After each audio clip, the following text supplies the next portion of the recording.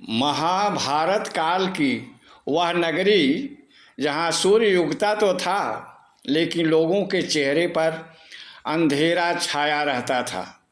जहाँ हर दिन एक परिवार तय करता था कि आज कौन जीवित बचेगा और कौन बकासुर का भोजन बनेगा।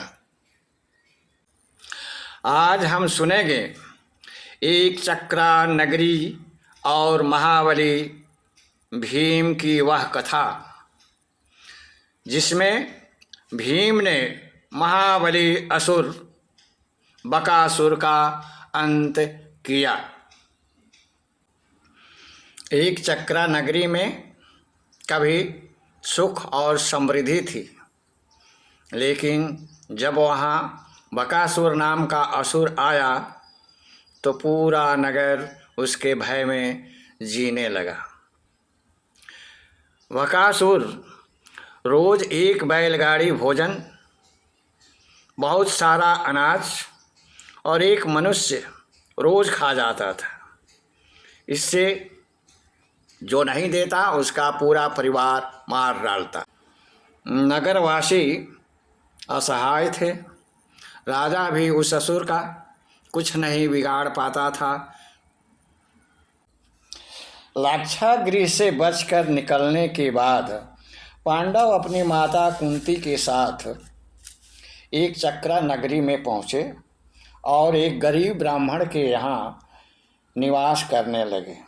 गांव में भिक्षाटन करके भिक्षा द्वारा अर्जित वस्तुओं से वे अपना जीवन यापन करने लगे। एक दिन जब भिक्षा के बाद जब पांडव खाने को बैठे, तभी ब्राह्मण के घर में रोने की आवाज़ आई, जिसे सुन करके माता कुंती उठ गई। माता कुंती ने ब्राह्मण से रोने का कारण पूछा। ब्राह्मण बोला, माता, आज मेरी बारी है। आज मुझे बकासुर के यहाँ जाना होगा। यह सुनकर के माता कुंती का हृदय कांप उठा। माता कुंती ने शांत स्वर में कहा, ब्राह्मण देवता, मैं आपके यहाँ निवास करती हूँ और मेरा भी फर्ज है कि मैं आपके दुख में सहयोग करूँ। आज आप कोई नहीं जाएगा, मेरा एक बेटा जाएगा।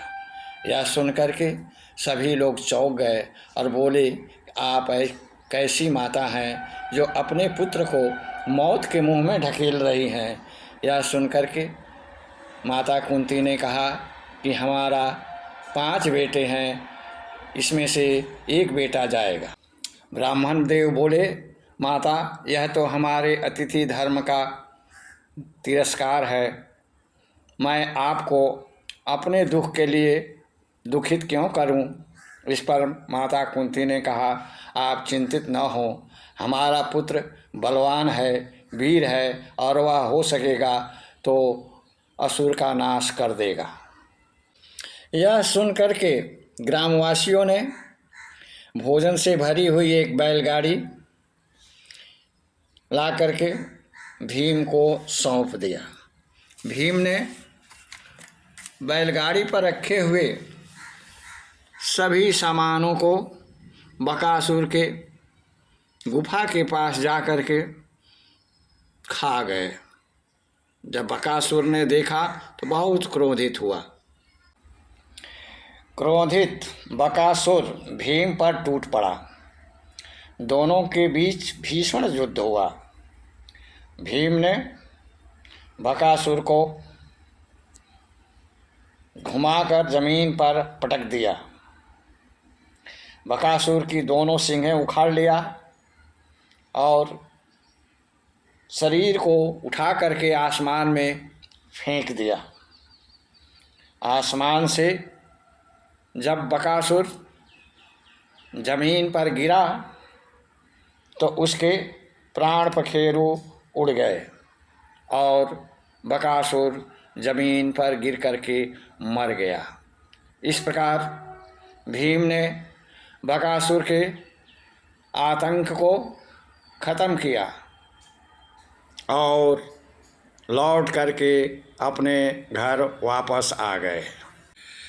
रात्रि में कुछ पथिक उसी रास्ते से आ रहे थे तो आपस में बात कर रहे थे कि मुझे इस रास्ते से नहीं आना चाहिए क्योंकि यहाँ बकासुर रहता है, और वो डर रहे थे।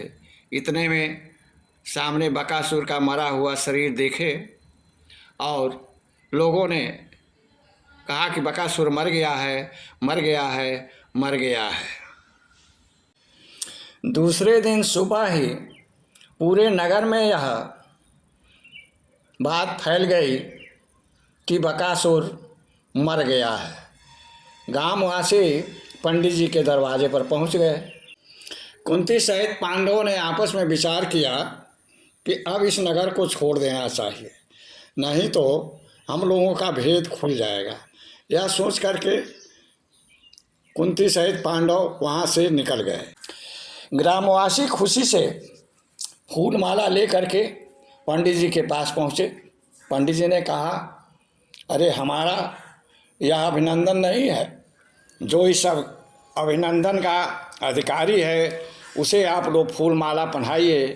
तब ग्रामवासियों ने उन्हें बुलाने के लिए कहा, लेकिन वे तो चले गए।